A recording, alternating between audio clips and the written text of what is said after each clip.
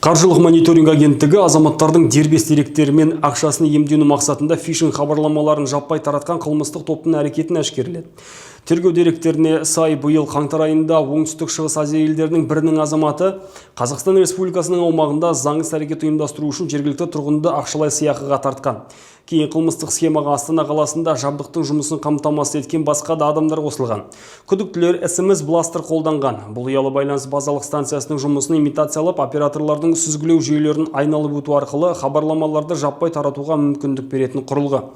Нәтижесінде 4 күн ішінде Билайн, Кселл және актив операторларының абоненттеріне белгілі компаниялардың атынан бонустарды айырбастау туралы ұсыныстар жазылған, шамамен 150 мың фишинг SMS хабарлама жіберілген.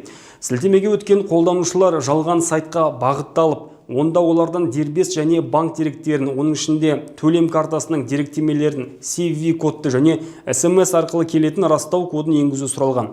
Осылайша күдіктілер азаматтардың құпия ақпараты мен банк шоттарындағы қаражатына қол жеткізген.